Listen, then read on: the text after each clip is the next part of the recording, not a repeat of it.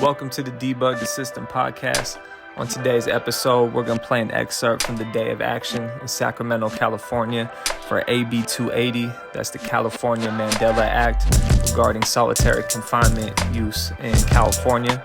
From there, we're going to jump into a conversation with Xavier, Jose, and Melissa from Debug, talking about solitary confinement, the new bill, and the push to get it signed by the governor.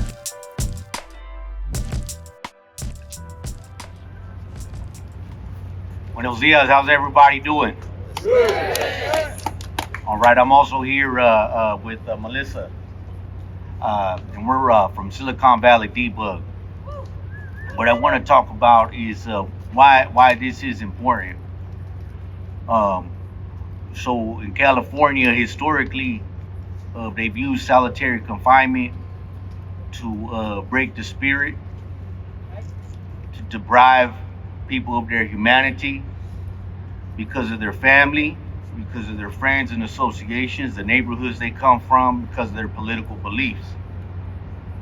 And that all changed 2012 with the prisoners' human rights movement and the hostilities, the Ashker settlement. But CDCR will always find a new way. They'll change the name of solitary confinement. They'll give it they'll rebrand it, package it up. They'll say they'll no longer need oversight, so they can go ahead and continue to take advantage, breaking our people down. We've seen our state retaliate with the merging of the yards. We've seen them retaliate in all this hard on crime bills that they're trying to pass on propaganda in the news and media so they could go ahead and incarcerate our people back again. But this bill right here, what this does, it says, nah, we're going to define solitary. Don't matter how you brand it. It don't matter how you package it. Solitary is an experience, and it should end. In our county jail, in addition to how they use solitary confinement in Santa Clara County against certain folks, they also use it against people with mental health issues, disabilities, because of the fact that jail and prison, first of all, wasn't even fit. It's not fit to treat folks like that. Folks like that with mental health and disabilities and things like that, they shouldn't even be incarcerated. And then not only that, nice detention centers, you know, people are there just because what? They weren't born here, because the colonizer went ahead and said, you know what? This ain't your country no more. And so this is why this is important here. And this is why I'm standing right here next to Melissa.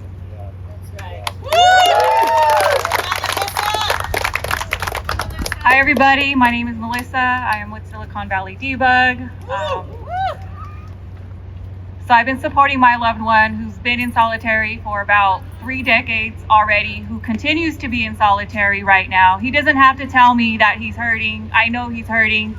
He doesn't have to tell me he's suffering. I know he's suffering.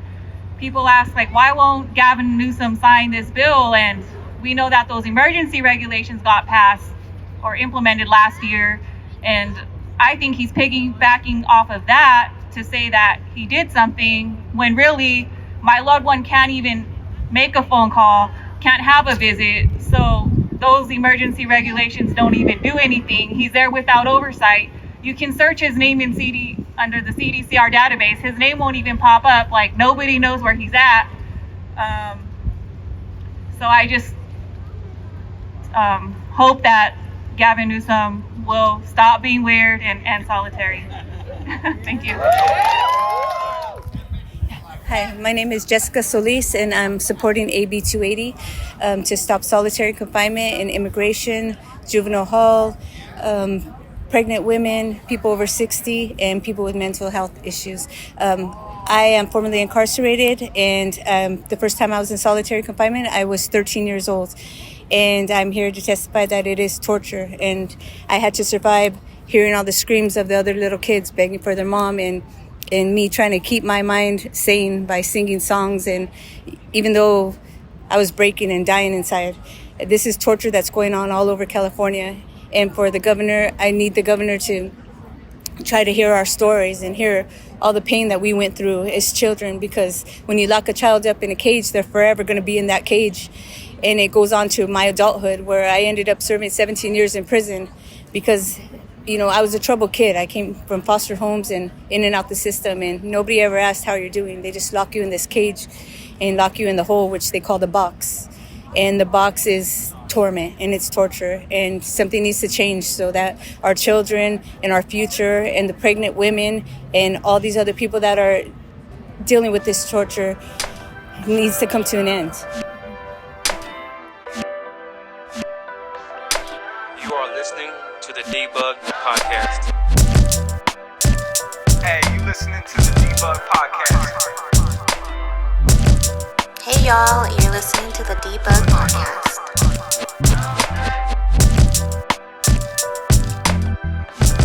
My name is Xavier, working with Silicon Valley Debug, and we're going to discuss a new bill that's coming through. It's called AB 280, and Melissa and Jose will talk a little bit more about it and why we support it.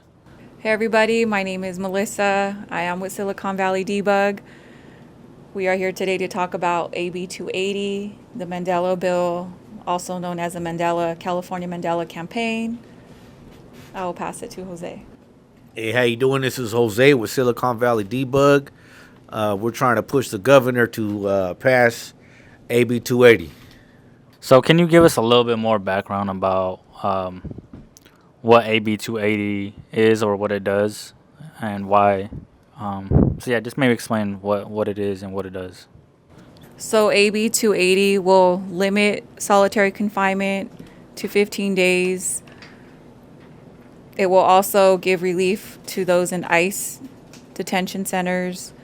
AB 280 will ban solitary confinement with individuals with mental, physical, and developmental disabilities, pregnant women, and people that's under 26, and seniors that are over 59 years old. Just as Melissa was sharing, it also it applies to detention facilities as well as jails, county jails, and prisons, and limit solitary confinement to just 15 days or 20 days max within a 60-day period. So that's a pretty big change, because right now it's definitely a big improvement since the Ashker settlement. I think that changed a lot of things, but solitary is still used, and there's always different loopholes that the system tries to use to keep people in solitary.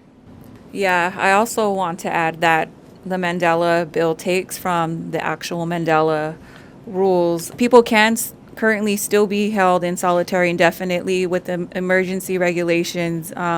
They're calling it the RHU, R-H-U, and essentially you can be in the step down program indefinitely. I heard you mention, Jose, that it was relevant to the Ashker's settlement. Could you guys explain a little bit about what the Ashker settlement was? Before the Ashker settlement, solitary confinement was mostly used against folks with gang allegations, confidential information. It was many times even used for cultural purposes, political purposes. Say if somebody happens to have a cultural item or even a political item, they'll throw you in the hole. They'll validate you and have you in Pelican Bay or whatever's the most restrictive setting. And it's historically been done arbitrarily and in many cases indefinitely, so people will be in the hole forever, which is not just an issue of just being in the hole for whatever reason that may be, but it also affects people's parole. If you're in the hole and your parole is coming up, the reasons why you're in the hole in the first place historically have been used against our loved ones, our family members, from getting released. what changed in the Ashker settlement was in 2012. Everyone got together. The raza, blacks, whites, everyone finally understood that, regardless of their differences, that they were all prisoners. They were all united under a prison class, under the same conditions. And in all reality, their actual adversary, CDCR. And so they did three different things, a few different things. One of them was that they filed a lawsuit. So that's what we now call the Ashker settlement. And they went on a hunger strike. I think it was one of the largest hunger strikes in history, at least in this country, probably the world, as far as like the amount of people that participated and how long it happened for. I want to say 30,000, or how much was it, Melissa? Yeah, about 30,000 30,000 prisoners people went on a hunger strike. How long was the longest one? 2 months, a month, 2 months, at least, right? Yeah, 60 days. 60 days. That was pretty significant. The other thing that they did was end of hostilities. So they had to end hostilities with all racial groups that weren't all in agreement, and it's been successful for the past decade or so. It did resolve a lot of issues. A lot of folks that were in the hole since the 80s, 90s, they started kicking them out and putting them on actual prison yards for probably the first time in who knows how long. A lot of folks have been coming home, and I think that to add to that, I would have to personally also credit those individuals that participated in the strike, the leadership, because I don't think all the prison reforms would be as successful as they have been, because very coincidentally, while they were organizing on the inside, nonprofit organizations like Debug, we were out here trying to change laws. Just the nonprofits and the families that went ahead and fought for all these changes, but also for these gentlemen inside. So yeah, I think I remember too. When I was in CDCR, I think I got there 2014.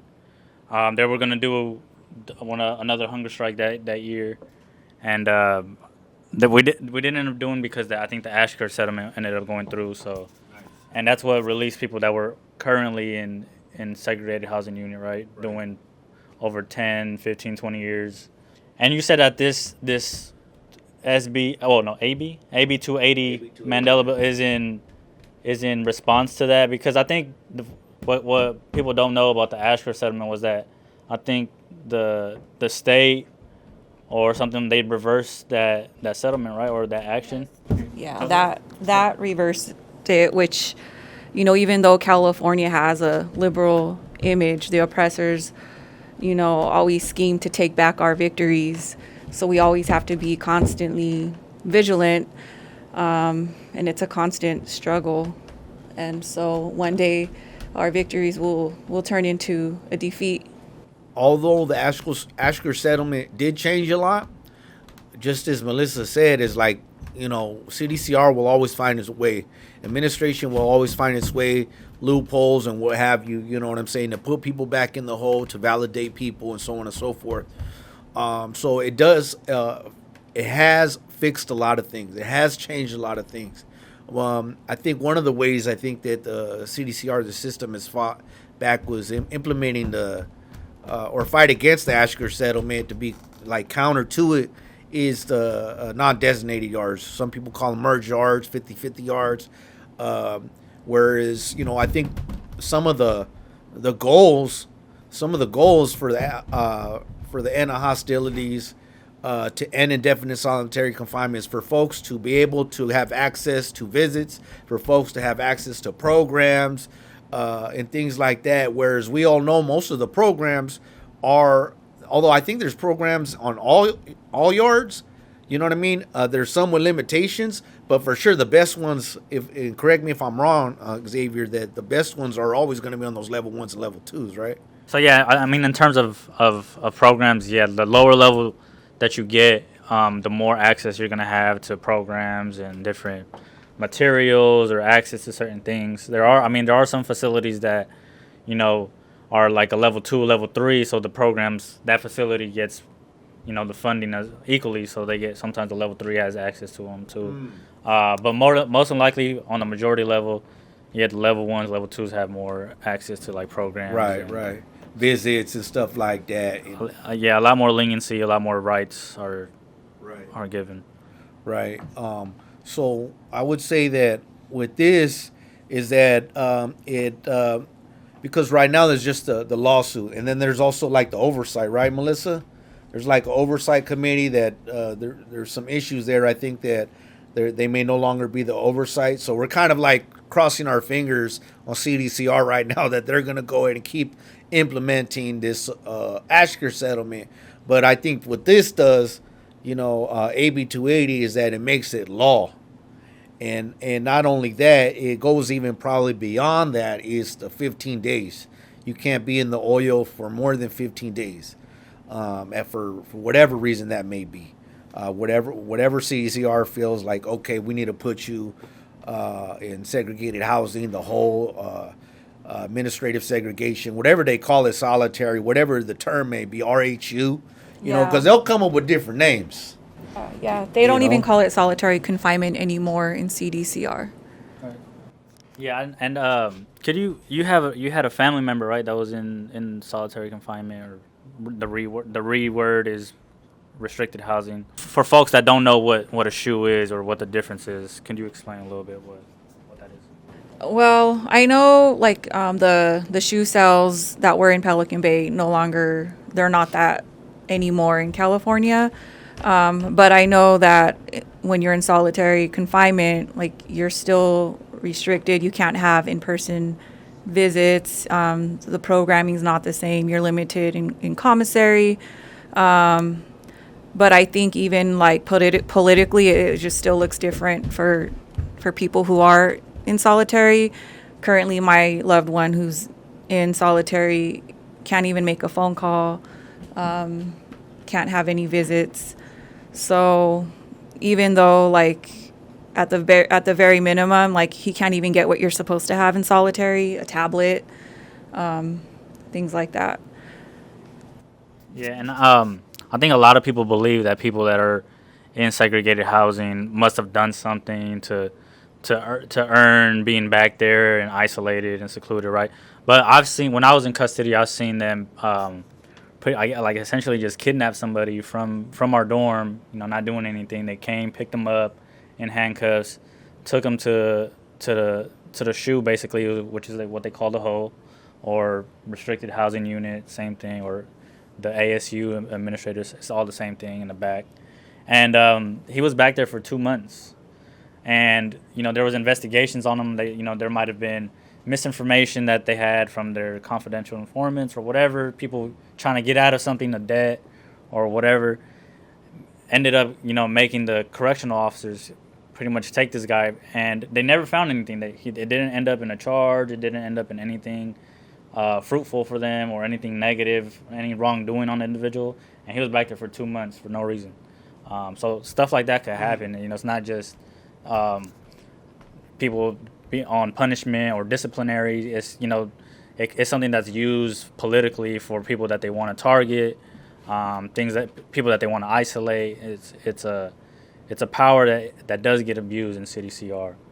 And then I think also maybe we should talk about should we talk a little bit more about the bill? Or Another thing that I want to add, the social justice litigation, the Ashker litigation, is that the extensions were honored because the misuse and misleading use of confidential information, that was the heart of it being extended. So I do want to add that. I would say too, the good thing about this bill, it actually defines solitary confinement, in which I think is really important because we've just mentioned all the different terms that they'll use for solitary, and every other year, they'll make claims where they improve the system, but they'll give it a new name, but essentially in practice it's the same thing. And so what this does is that it just removes all that kind of like felonious, name changing, and actually defines it. So it doesn't matter what they name it, what they call it. It's more so how they apply it. As long as someone's kept in isolation, there's always going to be solitary confinement. I think Jose touched on it earlier. Like, it's other things that could get you back there is like things that are they restrict or don't allow, which could be books that they don't allow, like something like 48 Laws of Power. That gets you, I guess they certain points to see if they send you back there, or that gets you. You can't read stuff like that because. So yeah, I mean it's very political and very. Right. So I guess maybe we could reiterate like what specifically this bill does. It puts it into law. It restricts certain powers that CDCR has related to segregated housing, right? And then maybe just kind of reiterate what it does, and then also what we're asking the governor to do to make it go through. We're asking the governor to sign this bill. It would probably be the most progressive thing he can do for the California prison system. So, yeah, we're just really, really hoping that he'll sign this bill and do the right thing. Just to add to that, like usually for the folks out there that maybe they don't fully know or understand, when a bill finds itself in the Senate floor or the Assembly floor, every single eyes and hands that it goes through there, senators, assembly members, they're all going to have their feedback, their critique. They might even have some edits, some changes. So it's already been through all of that. So, it's pretty much the best bill that it could be. I think that at this point, if for whatever reason folks have felt in the Senate or the Assembly that, hey, this bill is just, it's not the right time, or this bill is just, doesn't make any sense.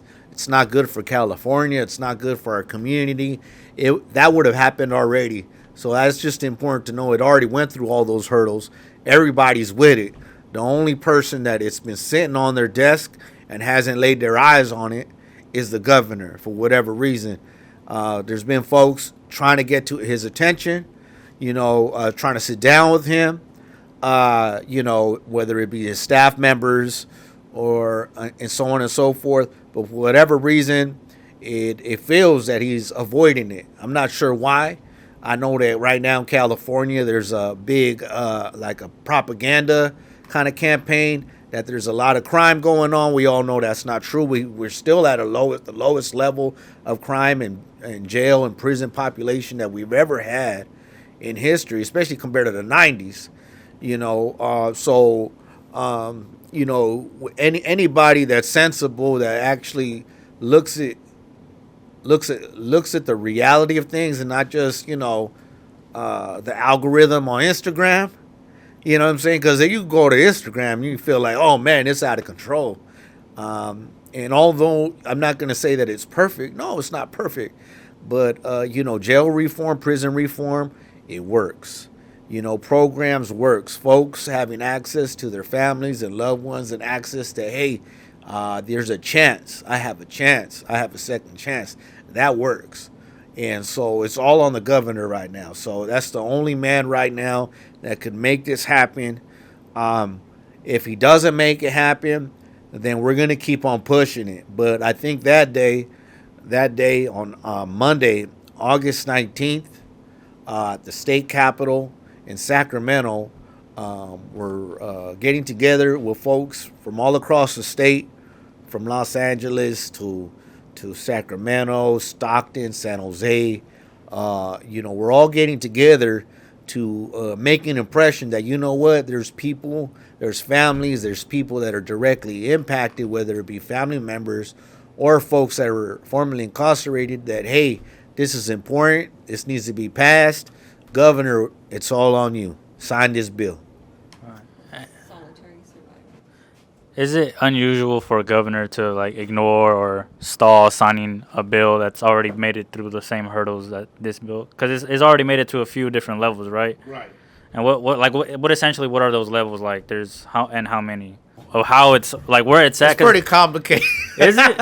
Yeah, this is I've seen the charts, and I've been a part of many different bills, and I personally wouldn't be the expert on how it gets passed through, but I know there's many different stages when it hits the Capitol, from the Senate side, then the Assembly side, and there's all these different hurdles it has to go through. Right. But for it to get passed, they have to make their votes, and sometimes there's changes, but it already went through all that. As far as if it's unique or different, I don't know, but I would say it's probably the political pressure of the moment. Yeah. There's a lot of propaganda that it's high on crime, and he probably wants to. He probably wants what I'm thinking. He probably wants to only pass bills that are within the same sort of field, but not as real. Yeah. You know what I'm saying? Okay. So no, essentially, it's already been voted on and discussed amongst other members of the government, like Senate, Congress, and they passed it through, right? They said this is a good bill to go through. Yeah. Okay. And it's probably had edits because I think me and Melissa, we came in a little after in the campaign, so I wasn't there throughout that period. I don't know if you could speak to that, but I do know at this point, it is what it is. We have a good bill, and any issues that there was, they already discussed that. They made the changes, and it is what it is right now. The solitary confinement bill to end it came about a few years back. He did veto it. We brought it back. We're not going to water down the bill. I know essentially he just wanted to address solitary confinement for pregnant women, but that's not good enough. We know that these emergency CDCR regulations passed last year as well, sidestepping the whole public comment process because they were issued as an emergency. So from what we heard, that's the reason why he wants to veto our bill, because CDCR allegedly addressed solitary, so he doesn't want to go against CDCR. So hopefully once we get more, we already know what solitary does, but we can probably bring it back and show him that these emergency regulations did nothing. So I don't know what he thinks that it's going to solve, but along with two other competing bills that allegedly address solitary confinement. I don't have the names on the top of my head, but we're also watching those very, very closely. And just to add to that too is just to address it, because I know sometimes how folks, their minds might work. So we're not trying to create like a division of gender, or to say that men that are incarcerated are more important than women either. We're definitely not saying that. And this bill does encompass and address banning solitary confinement for women that are pregnant. You know what I'm saying? It absolutely does. But we also know, as far as the stats are concerned, that a majority of folks that are in prison and in jails are men. Most of them young men and young men of color. You know what I'm saying? A lot of the women's prisons, they are shutting down. I believe that a lot of the juvenile facilities for young girls, they have also shut down, or at least minimized their numbers, if not to zero, then to maybe like a handful. So it's not to say that one gender is more important than the other. We just want to address this issue because this is the greatest issue at hand. And we all know that behind every man that's incarcerated, there's a strong woman behind him for sure, whether it be his mom, whether it be his old lady, sister, daughter, cousin, whatever that may be. It's the women that are often, fighting for their loved ones that are incarcerated inside. So it eliminates solitary confinement for pregnant women. Pregnant women. 26 and under.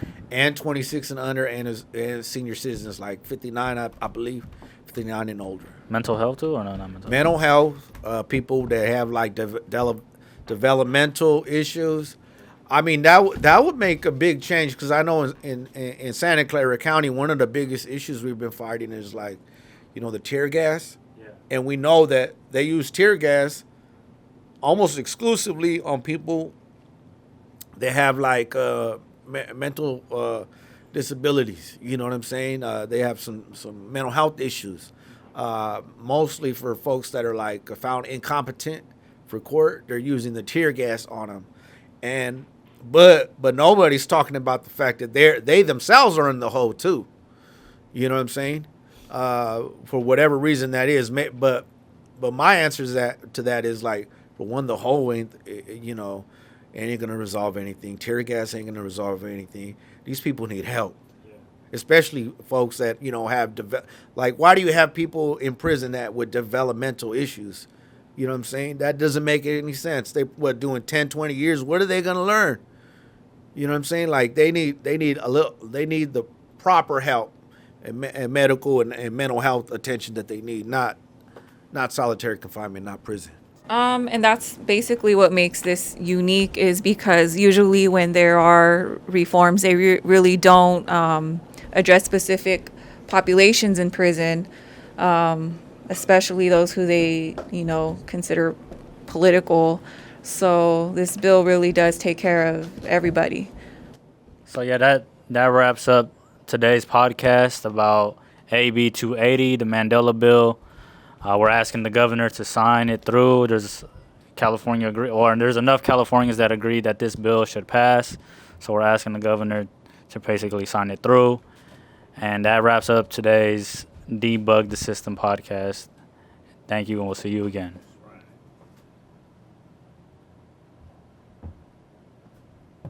Cut.